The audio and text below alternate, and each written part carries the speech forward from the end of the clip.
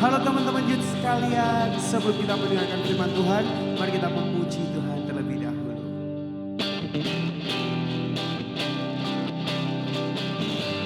Kami bersyukur Tuhan untuk anugerah-Mu dalam hidup kami. Thank you, Lord. Bukan karena usahaku dan perbuatanku, semua pemberian-Mu, kasih dan rahmat yang kekal, berikan kepastian dalam pengharapan. Nyatalah karya-Mu di dalamku, sungguh besar kasih-Mu, berlimpah kebaikan-Mu, Kau menghidupkanku dengan anugerah-Mu, oleh kasih karunia-Mu, Kau telah membangkitkanku, Kau menghidupkanku dengan anugerah-Mu.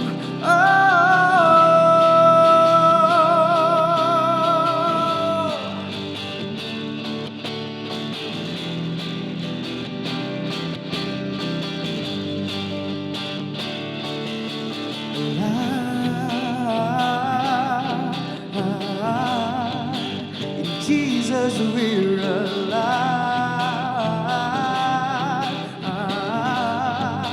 In Jesus we're alive.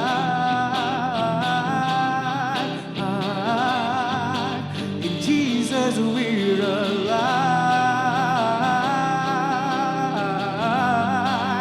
In Jesus we're alive.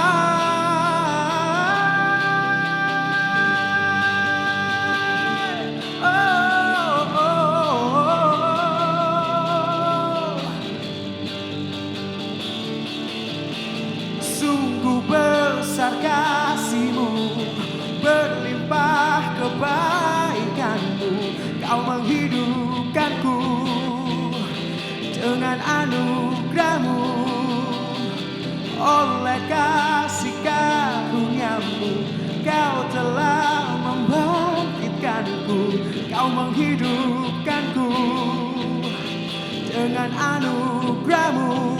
We're alive. In Jesus we're alive. In Jesus we're alive.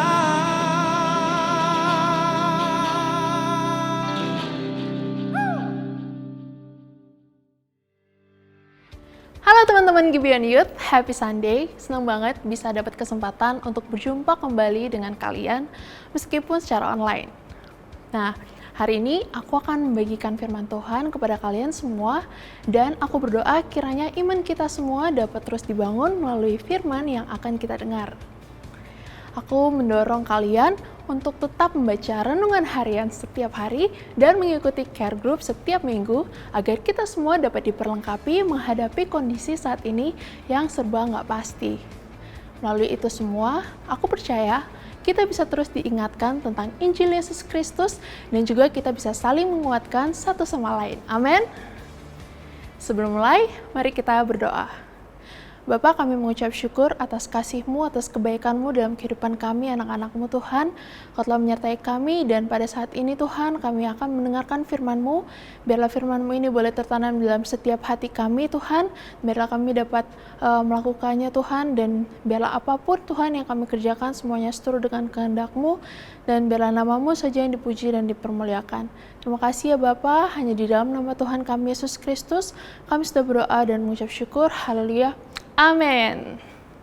Nah, teman-teman, kalau sebelumnya kita sudah belajar mengenai dampak atau pengaruh dalam sermon series The You Effect, hari ini kita akan belajar sesuatu yang baru nih. Are you excited? Yuk, kita akan masuk ke dalam sermon series yang bertemakan Family Matters. Nah, di minggu ini kita akan bahas tentang when it comes to your faith and your family, love matters most. Ketika membahas tentang imanmu dan keluargamu, kasih sangatlah penting. Nah, keluarga. Apa yang ada di benak kalian ketika kalian mendengar kata itu?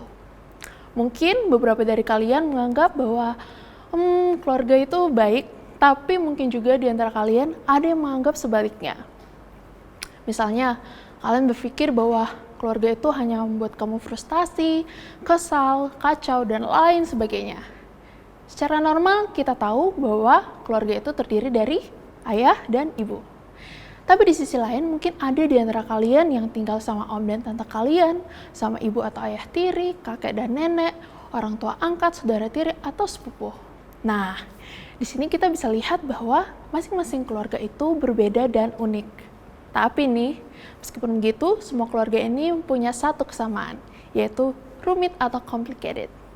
Ya bayangin aja, satu keluarga pasti masing-masing punya kepribadian yang beda-beda. Apalagi kalau harus tinggal di satu atap yang sama.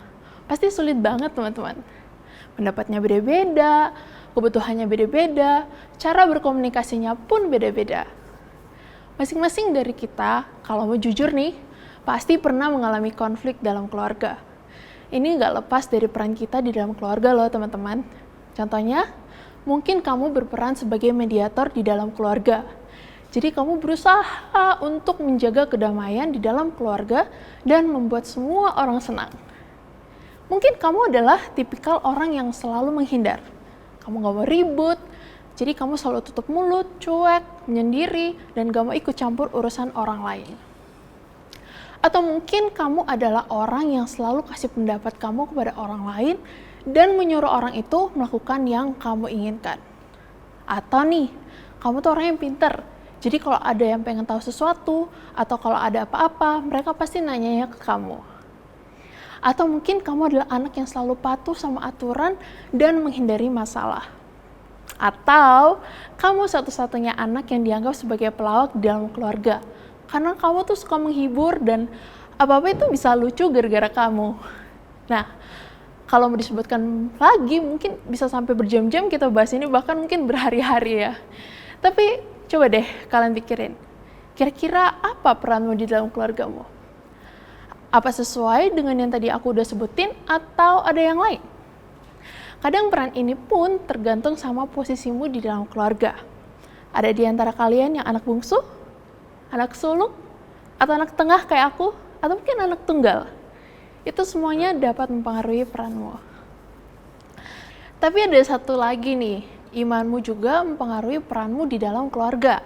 Misalnya kamu satu-satunya orang yang sudah percaya Yesus di dalam keluargamu. Jadi akan sangat awkward berada di antara mereka. Atau mungkin orang tuamu adalah orang yang strict tentang peraturan agamawi, sehingga kamu merasa kamu tuh selalu dituntut oleh mereka. Nah, atau mungkin kamu di dalam keluarga Kristen yang selalu berdoa, selalu ke gereja, tapi di dalam rumah selalu aja ada konflik. Dan sepertinya iman gak menyelesaikan masalah di dalam keluargamu. Jadi, apakah iman dan keluarga harus terpisahkan? Kalau tidak, bagaimana caranya agar dapat selaras? Mari kita lihat di kitab Yohanes, di mana Yesus sedang berada bersama teman-teman dekatnya yang sudah terasa seperti keluarga karena mereka banyak menghabiskan waktu bersama dalam 3 tahun pelayanannya. Yohanes pasal 13 menceritakan tentang makan malam terakhir Yesus dengan murid-muridnya sebelum Yesus akan ditangkap untuk dibunuh. Nah, pada saat itu hanya Yesus yang tahu bahwa itu adalah saat-saat terakhir baginya berada di dalam dunia. Mari kita sama-sama baca di Yohanes 13 ayat 1. Sementara itu, sebelum hari raya Paskah mulai, Yesus telah tahu bahwa saatnya sudah tiba untuk beralih dari dunia ini kepada Bapa. Sama seperti ia senantiasa mengasihi murid-muridnya, demikianlah sekarang ia mengasihi mereka sampai kepada kesudahannya. Sama seperti kalian mengasihi keluarga kalian, Yesus pun mengasihi murid-muridnya yang sudah dianggap sebagai keluarganya sendiri. Kita lanjutkan ya di ayat yang ketiga sampai dengan 5. Yesus tahu bahwa Bapanya telah menyerahkan segala sesuatu kepadanya dan bahwa ia datang dari Allah dan kembali kepada Allah. Lalu bangunlah Yesus dan menanggalkan jubahnya. Ia mengambil sehelai kain lenan dan mengikatnya pada pinggangnya. Kemudian ia menuangkan air ke dalam sebuah basi dan mulai membasuh kaki murid-muridnya, lalu menyekanya dengan kain yang terikat pada pinggangnya itu. Nah, meskipun mencuci kaki adalah hal yang biasa pada zaman itu, hal itu sangat awkward bagi para murid-muridnya. Bayangkan, kaki mereka yang kotor karena selalu memakai sendal dan menginjak pasir, dibasuh oleh seorang yang punya otoritas, seorang guru yang gak seharusnya mencuci kaki mereka. Padahal, biasanya yang melakukan itu adalah pelayan. Nah, lalu Yesus berkata bahwa salah satu dari mereka akan mengkhianatinya.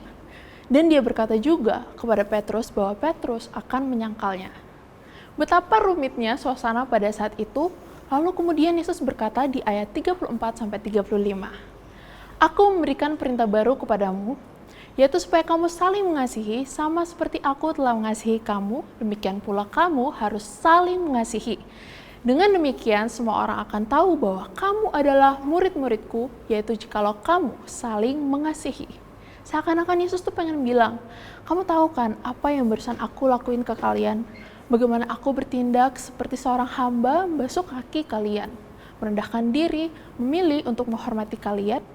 Aku tuh pengen tunjukin ke kalian bahwa aku mengasihi kalian, dan aku juga pengen kalian melakukan hal itu kepada satu sama lain. Menunjukkan kasih dan pelayanan supaya orang-orang tahu bahwa kalian adalah milikku. Nah, bagaimana orang akan tahu bahwa kita adalah pengikut Yesus? Apakah yang akan kita perlihatkan kepada orang-orang di sekitar kita? Sederhana, yaitu dengan kasih. Yesus tahu bahwa teman dekatnya sendiri akan mengkhianatinya, dan sahabatnya yang lain akan menyangkal dia. Tapi terlepas dari semua itu, Yesus tetap fokus pada kasih. Dia memberi teladan yang luar biasa kepada kita.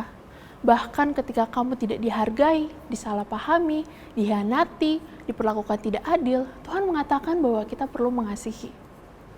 Somehow, Tuhan bisa pakai keluargamu, baik ataupun buruk, sebagai sarana agar kita bisa menumbuhkan iman kita untuk selalu mengasihi. Seperti apa sih mengasihi di tengah situasi keluarga yang rumit? Nah, Rasul Paulus menulis dalam 1 Korintus 13 ayat 4-7 demikian. Kasih itu sabar, kasih itu murah hati, ia tidak cemburu. Ia tidak memegahkan diri dan tidak sombong. Ia tidak melakukan yang tidak sopan dan tidak mencari keuntungan diri sendiri. Ia tidak pemarah dan tidak menyimpan kesalahan orang lain. Ia tidak bersukacita karena ketidakadilan, tetapi ia bersukacita karena kebenaran. Ia menutupi segala sesuatu, percaya segala sesuatu, mengharapkan segala sesuatu, sabar menanggung segala sesuatu. Nah, biarkan imanmu kepada Yesus menggerakkanmu untuk mengasihi orang yang tinggal bersamamu. Kasihilah dengan sabar, kasihilah dengan kebaikan, kasihilah dengan cara menghormati orang-orang di sekitarmu. Kasihilah dengan tidak cepat marah dan tidak mengingat kesalahan orang lain. Nah, teman-teman, aku mau cerita sedikit nih tentang keluargaku. Jadi, aku tuh lahir di keluarga Kristen. Orang tuaku sudah mendidik kami dari kecil untuk berdoa, beribadah, dan lain sebagainya. Dan makin beranjak dewasa, iman kami pun mulai bertumbuh. Tapi aku pun pernah di situasi di mana meskipun kita sudah beriman kepada Tuhan, banyak salah paham yang terjadi. Masing-masing dengan ego kami, termasuk aku kalau udah terlalu sibuk tuh kadang gampang tersinggung. Gak ada yang saling menghormati dan menghargai. Kita keluarga dengan banyak orang dan dengan karakter yang beda-beda. Sehingga tuh aku sempat berpikir gitu, bahwa percuma kita beriman kepada Tuhan kalau di keluarga tuh masih seperti ini gitu. Tapi melalui firman hari ini kita diingatkan bahwa iman kita dapat demonstrasikannya dalam keluarga melalui kasih. Aku mau ajak kita sama-sama untuk baca di 1 Yohanes 4 ayat 10-11. Inilah kasih itu. Bukan kita yang telah mengasihi Allah, tetapi Allah yang telah mengasihi kita dan telah mengutus anaknya sebagai pendamaian bagi dosa-dosa kita. Saudara-saudaraku yang kekasih, jikalau Allah sedemikian mengasihi kita, maka haruslah kita juga saling mengasihi. Seringkali kita ketika berbicara mengenai kasih, seolah itu adalah sesuatu yang umum lah. Apalagi buat kalian yang sudah sering mendengarkan firman Tuhan. Tapi faktanya ketika kita menghadapi situasi tertentu dalam hubungan di keluarga kita, kalau kita boleh jujur, seolah kita tuh lupa apa yang sudah sering kita dengarkan. Ya mungkin karena emosi sesaat pada waktu itu, ego kita yang menguasai kita, atau bahkan hati kita yang terlalu sensitif, atau bahasa kerennya terlalu baper, dan sehingga itu membuat kita mudah tersinggung dan sakit hati. Oleh karena itu teman-teman, aku benar-benar mau mengajak kalian untuk sama-sama merenung bahwa tak satu pun dari kita sanggup untuk mengasihi dengan sempurna. Begitu cacat celah di dalam kasih kita, dan sangat banyak berhala penerimaan akan kasih dari orang lain. Sehingga ketika dalam berelasi dengan keluarga atau pertemanan kita sangat mudah tersakiti oleh orang lain. Karena kita gak sadar bahwa kita tuh punya ekspektasi atau harapan tertentu yang gak masuk akal, yang kita tuntut dari orang lain. Oleh karena itu teman-teman, kalau kita sadar bahwa kita sangat rentan dan lemah, maka kita perlu terus diingatkan akan Injil, bahwa kita adalah manusia berdosa, manusia yang ya sama sekali gak layak dikasihi oleh Allah, bahkan gak masuk dalam bagian dari kerajaannya. Tapi karena Tuhan Yesus mengasihi kita, sehingga Dia rela mengorbankan dirinya supaya kita diangkat menjadi anak-anaknya dan memperoleh kasih dari Allah Bapa. Ketika kita ingat hal-hal ini, inilah yang memampukan kita untuk mengasihi orang lain, mengasihi teman kita, mengasihi saudara atau keluarga kita, yang bahkan gak layak untuk kita kasihi.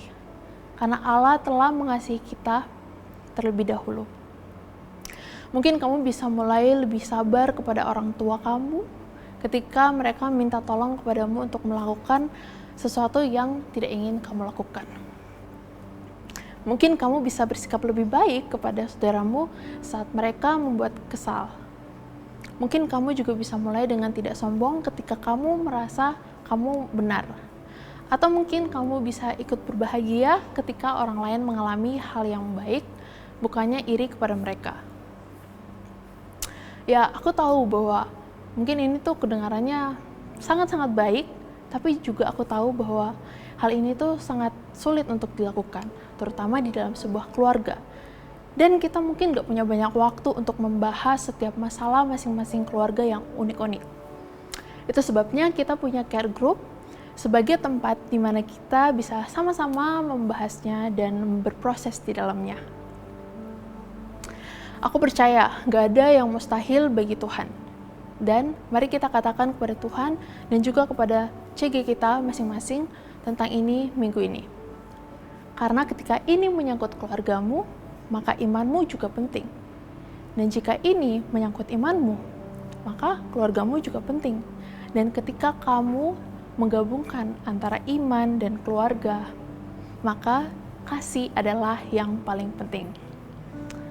Demikian teman-teman, dan aku berterima kasih kepada kalian yang sudah nonton khotbah ini dari awal, dan aku harap bahwa firman ini bisa memberkati kita semua. Untuk menutup firman ini, mari kita sama-sama berdoa. Bapa, kami mengucap syukur atas firman yang sudah kami dengar Tuhan. Kami berdoa supaya kami gak hanya mendengarnya Tuhan, tetapi firman-Mu itu boleh tersimpan di dalam setiap hati kami Tuhan. Biarlah Engkau mengajari kami Tuhan untuk selalu mengasihi orang-orang yang ada di sekitar kami, termasuk keluarga kami Tuhan. Meskipun kami tahu bahwa secara manusia itu sangat-sangat sulit Tuhan, tapi kami percaya Roh Kudus-Mu yang ada di dalam kami memampukan kami untuk dapat mengasihi mereka dan mengampuni mereka Tuhan. Kami menyerahkan seluruh kehidupan kami ke dalam tangan-Mu Tuhan, dan biarlah apapun yang kami lakukan adalah hanya untuk kemuliaan nama-Mu saja Tuhan. Terima kasih ya Bapa, inilah doa dan syukur kami serahkan hanya di dalam nama Tuhan kami, Yesus Kristus. Kami sudah berdoa dan mengucap syukur. Amin. Thank you teman-teman yang udah mendengarkan khotbah hari ini. Dan aku mau ingetin kalian, kalau ada di antara kalian yang pengen didoakan, kalian bisa akses link yang sudah disediakan atau scan barcode yang sudah ada. Dan aku punya satu pengumuman nih buat kalian. Bagi kalian yang sudah berumur 15 tahun ke atas, dan kalian belum ikut kelas APS, aku mau ngajak kalian untuk daftar di kelas APS yang akan dimulai pada tanggal 6 September. Kalian bisa daftar melalui link yang ada di description box. Itu aja teman-teman. Happy Sunday and God bless you.